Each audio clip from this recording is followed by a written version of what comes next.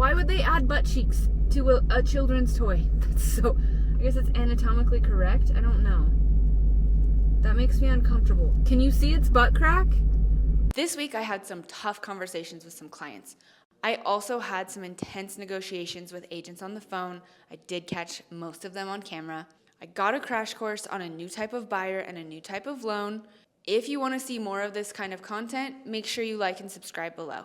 So I started off the week with a Zillow call. These buyers wanted to see a home in Pleasant Grove, and this would be their first time buying a home, and the home already had multiple offers before we showed it.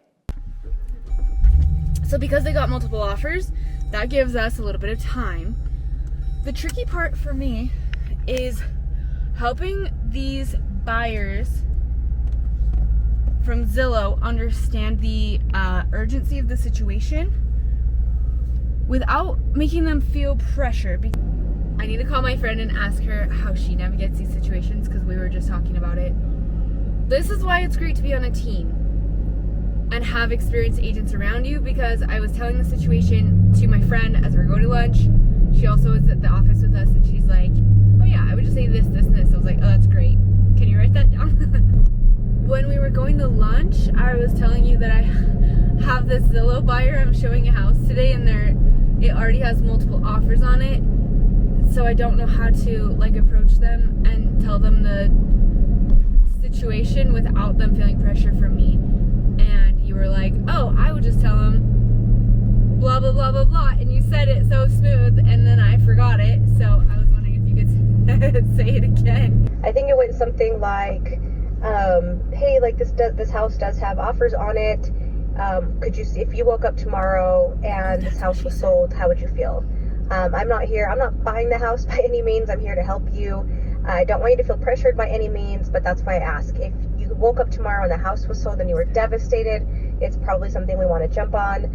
If you woke up tomorrow and the house was sold and you were okay with looking, then that's totally fine as well. So I used that scripting with them through the showing, and it worked really well. I could tell that they're the type of people that don't like to be pressured, so I'm really glad that I practiced that before going into the showing. The showing ended up going pretty well. They did not want to offer on it, but they do want to keep looking at different homes with me. So overall, I feel like it was a win, and it was a great learning experience for me. So one thing I really love about my car, it's definitely a mom car, don't get me wrong. You see all my car seats back there? Literally jam-packed full of car seats. But it has a Hellcat motor, so it's a little zippy. I like it. Especially nice when you have to shoot a gap or something of the like. But it's also a gas guzzler. It goes through like a tank week. So I just feel like I'm always filling up with gas.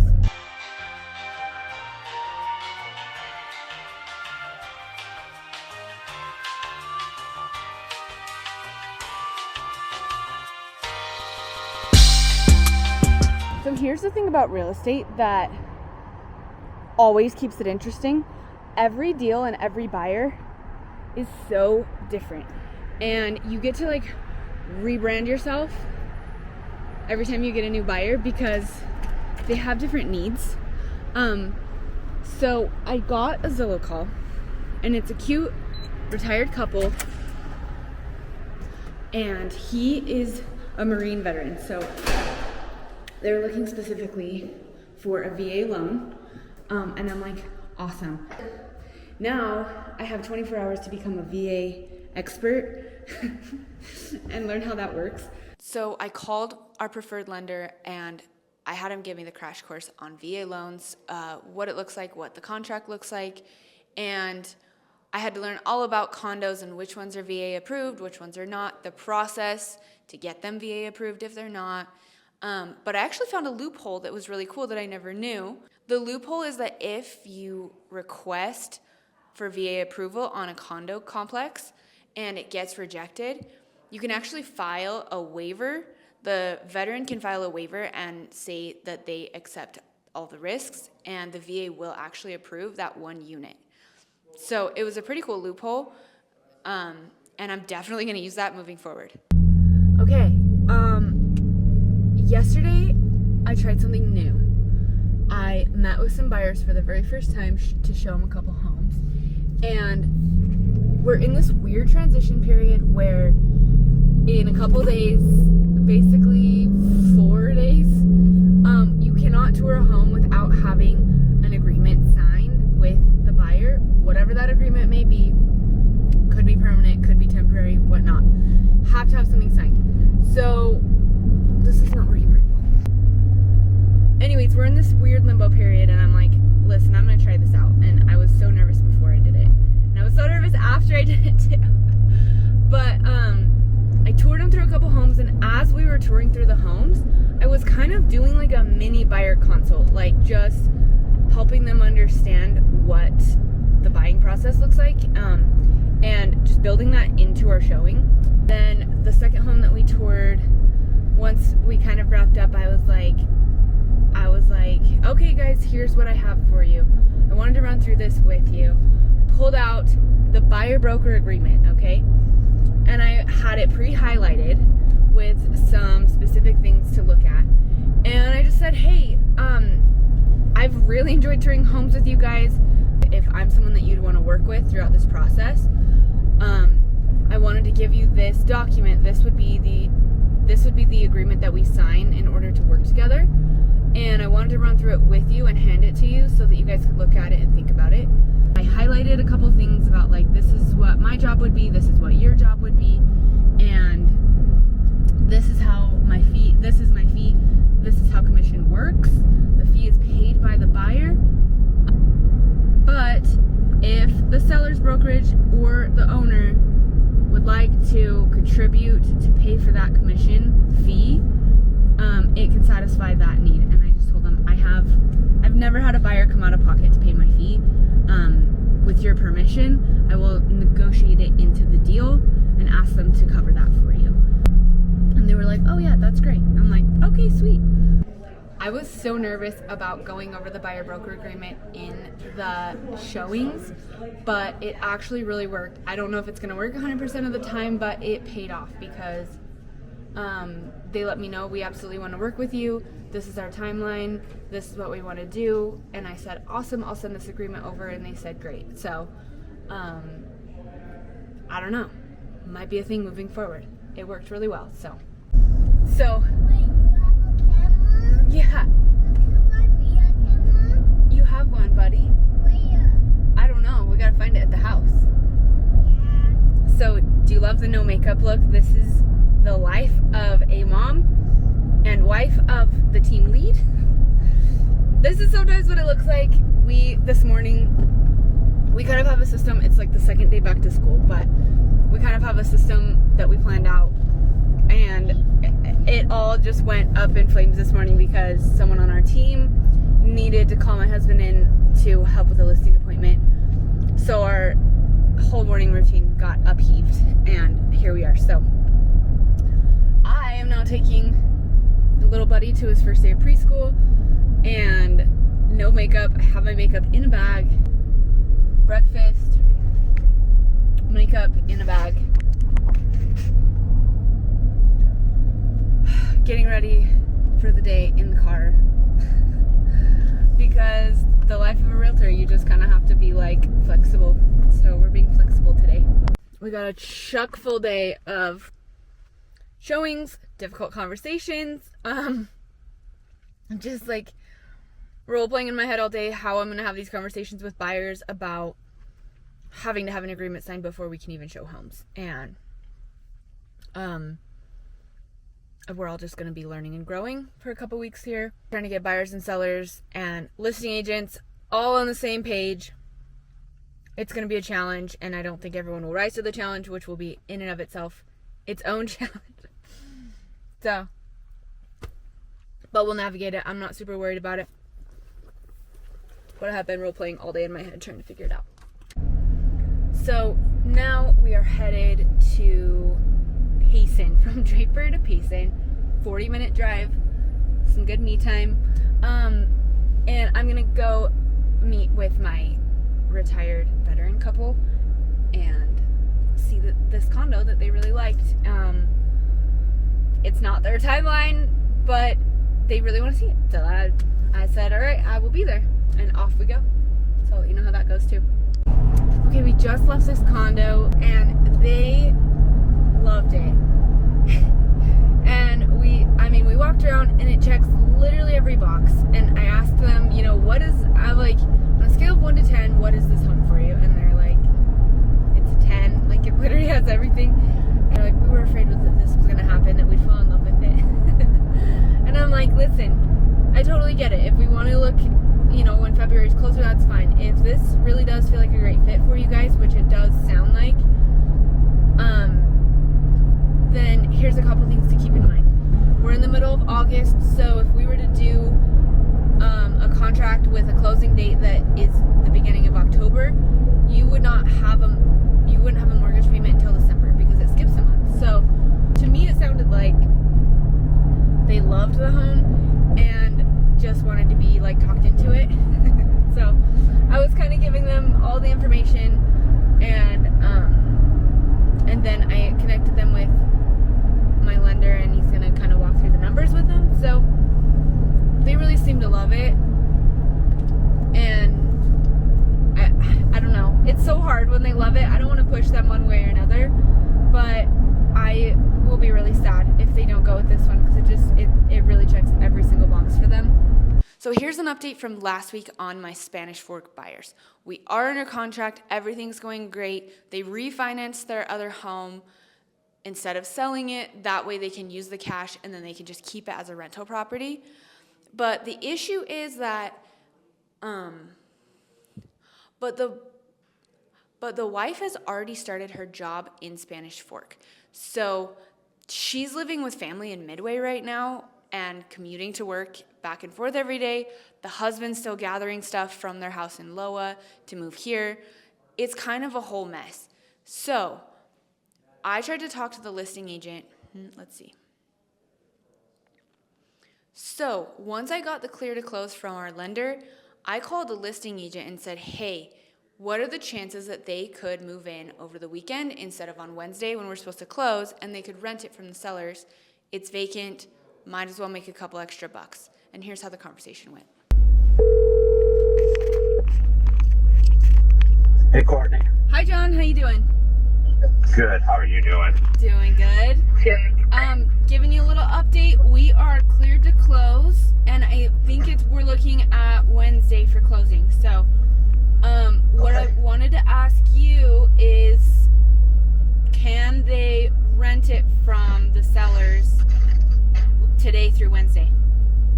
Let me see what I can do. We gotta get our staging out. We're planning on that Monday, or I will reach out. I'll reach out to them.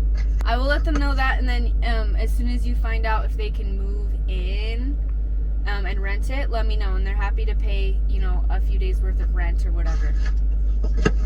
Okay. Sounds good. Okay, thank you, John. Thank you. Bye-bye. Bye. Oh, Hi, sorry, I said call me and then I missed your call.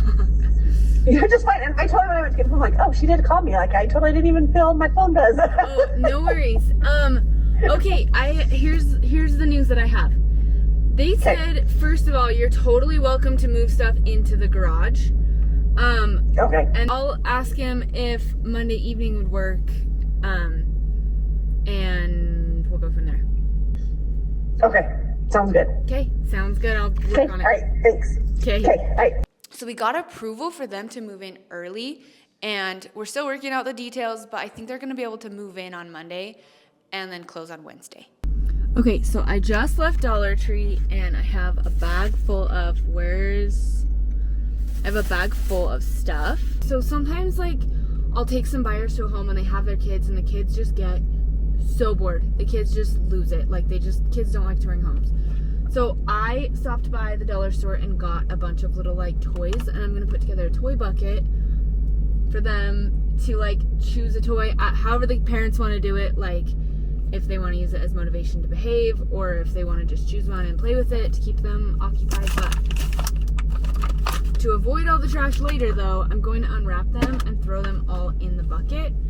And I'm just gonna have a pile of trash in my car to, like, put away. But I got, like, little PJ Masks and monster trucks and show you what else I got. I probably got like 20 different toys. Her hair does come off. It's kind of weird, but just some cute little dolls and stuff. This one is a little weird because it has some butt cheeks. Why would they add butt cheeks? Literally so her butt crack can hang out? Why would they add butt cheeks to a children's toy? That's so, I guess it's anatomically correct. I don't know. That makes me uncomfortable. Can you see its butt crack? Why? Why? So my kids, if they found this bucket of toys in my car and knew that I was not giving them any, they would be pissed.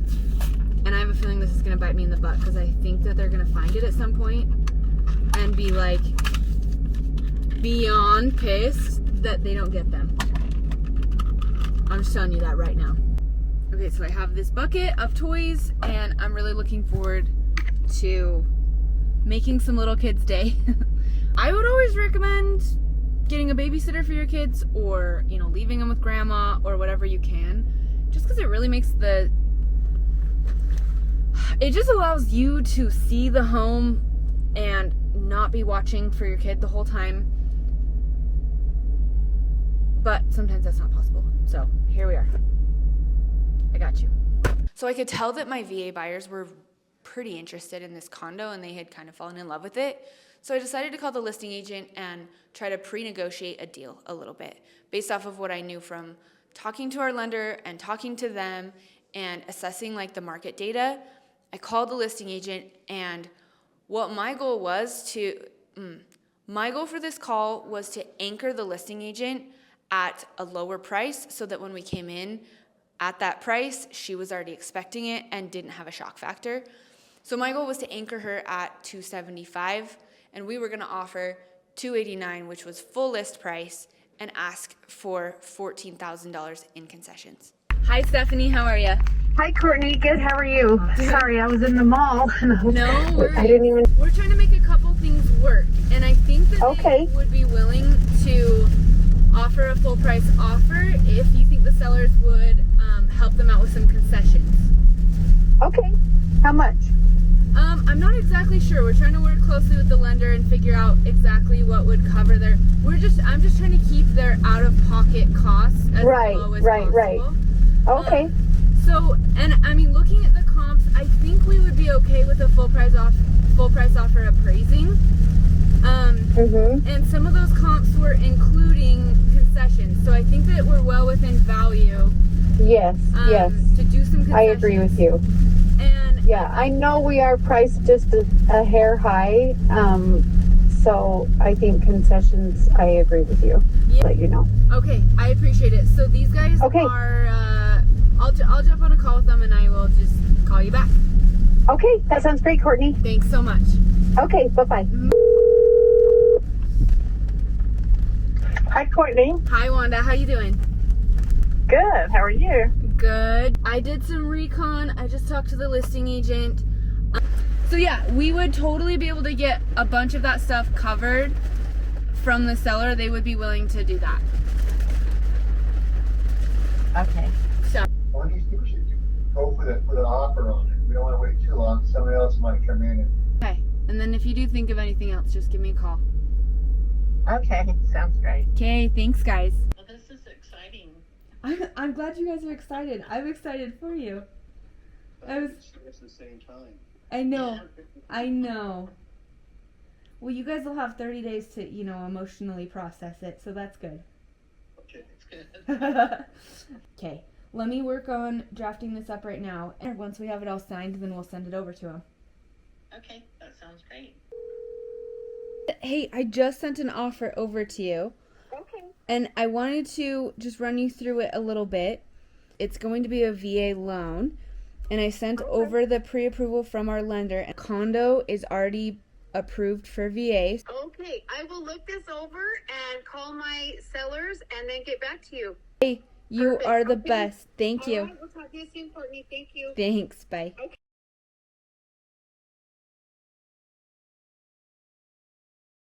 So we sent over this offer. My buyers were super excited, super anxious, and we did not get it accepted right off the bat. Stay tuned next week to see how it went. It got a little dicey. Watch for my video next week to see what happened with that deal.